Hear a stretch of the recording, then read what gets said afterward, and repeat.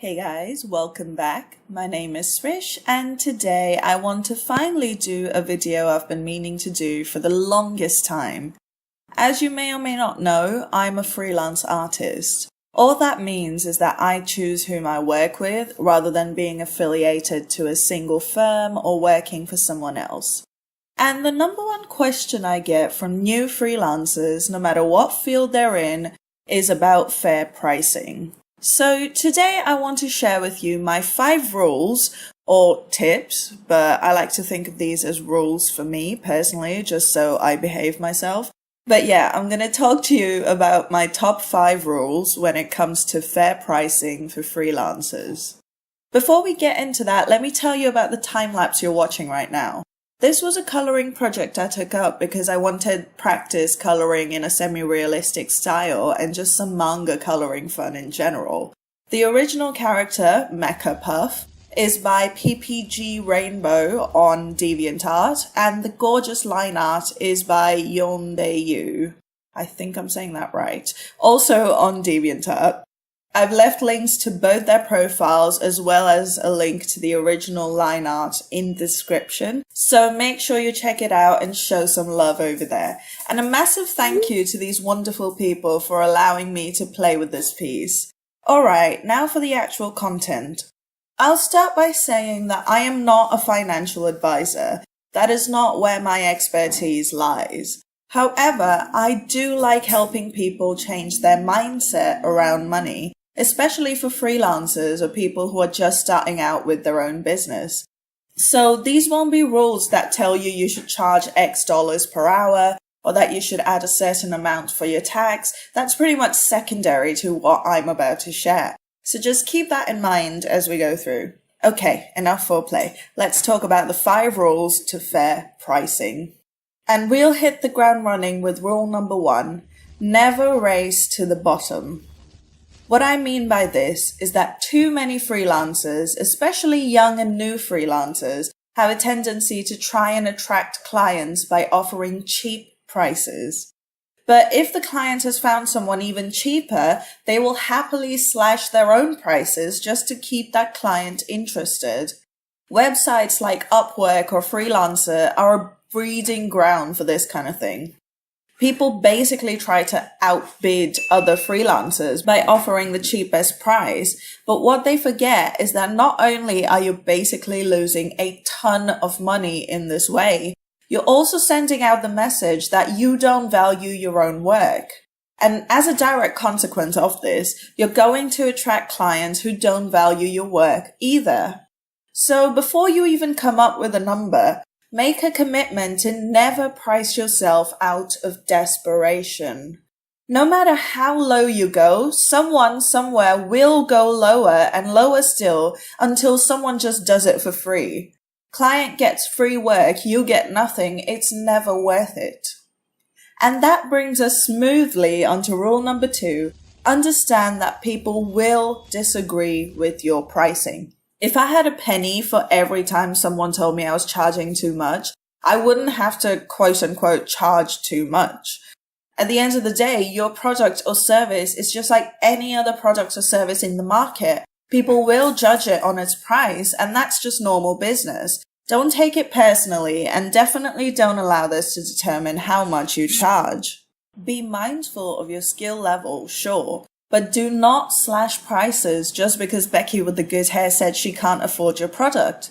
That is not a you problem, that's a Becky problem. And the funny thing is, even if you do break down and eventually get to a point where you're pretty much doing free work for someone, they're still not going to be satisfied because, and this is 100% real, even when people get something for free, they want better. They'll ask you to throw in something more, or they'll ask you to deliver to them for free. And the second you give in to these demands, you're pretty much just inviting more of the same. So no matter how low you price your work, people will disagree. Don't even think about it, just say thank you next.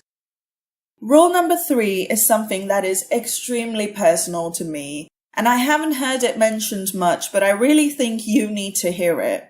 Your clients are not in the same financial position as you are. All of us have a natural tendency to project our situation onto the people around us. And if you're just starting out with freelance, or you're in the middle of a huge financial crunch like I was, you're gonna want to project that onto your potential clients. Like, there was a point in time where I couldn't afford my own work. Like, if I were my own client, I wouldn't be able to purchase from me. So I began to project that to all of my art clients. Somehow I'd convinced myself that my clients can't afford my work either. And sure enough, people started to pick up on that vibe, and suddenly every inquiry that came my way was from people who needed art but couldn't afford it. So don't do what I did. Understand that just because you're good at something doesn't mean that everyone else is. And just because you're in a bad financial situation doesn't mean your clients are too.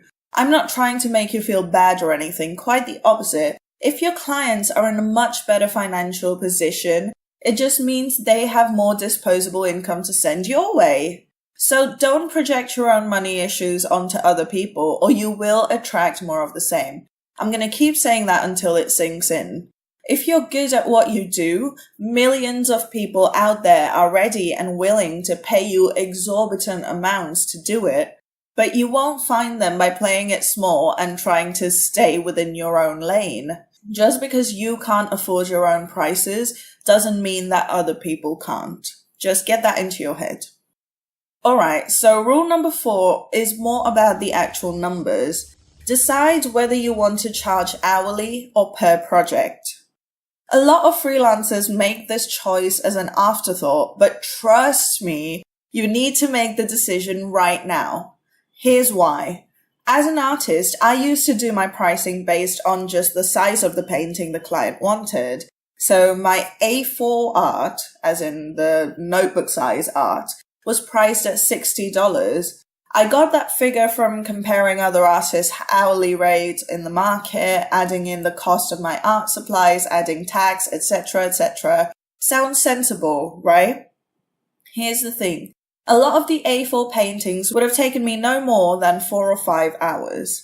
But then I'd get some which needed far more detail. Suddenly, I was doing much more complex A4 pieces that took upwards of 10 hours for the same price. In other words, I was putting in more than twice the amount of work for the same paycheck.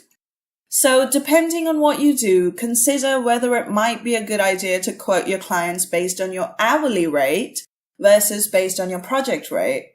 And for those of you who are curious, I've now raised my prices and usually give the client a range rather than an actual price. I now do A4 full color digital pieces for $80 to $120 depending on the complexity. And finally, to drive this video home, here is rule number 5. People aren't paying clients unless they are paying. If you only take away one thing from this video, it needs to be this.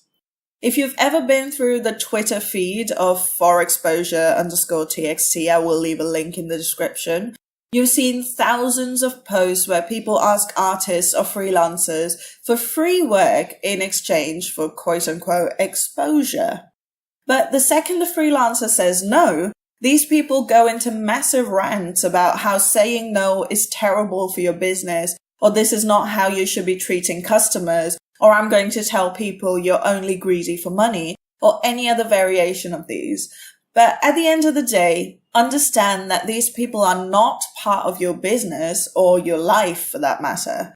They are not potential clients because they do not intend to pay your asking price. So don't even use one single brain cell over trying to appease them, or worse, argue with them, because while they cling on to the old phrase, the customer is always right, they forget that they are not customers, because customers actually pay for goods or services. The moment you put yourself out there as a freelancer, especially if you're a new freelancer, you'll get tons of such requests asking for free work. Step 1 is to say no in a firm, non-inflammatory way. And I can almost guarantee that when you say no, this person will try to school you in how businesses should be run and how you're providing terrible customer service. My favorite response to this is to ask them, if they have such amazing business sense, how come they can't even afford my product? That shuts them right up. It may sound mean, and you may feel like you're not in a position to be saying no, but trust me, the first couple of years of your business pretty much set the tone for the rest of your career. If you let people bully you into doing painfully cheap or free work, they are going to go tell their friends about how easy you are to push over, and you're just going to have to deal with more of the same. Whereas if you say no and the person gets huffy and tells all their friends that you won't work for free, you're not really losing any customers because they never intended to pay anyway. So let's just quickly recap the rules. 1. Never race to the bottom when it comes to pricing. 2. Remember that people will disagree with your prices no matter how low you go. 3. Your audience is not in the same financial position as you. 4. Decide early on whether you want to price your work by the hour or by the project. And 5. No one is a customer unless they are paying you. So go forth, my freelance children, and make that pricing chart you know you deserve. But before you do, if you have liked this video, please leave me a thumbs up because that honestly helps me out so much. And if you'd like more of these freelance tips, leave me a comment telling me what you'd like to learn in the next video.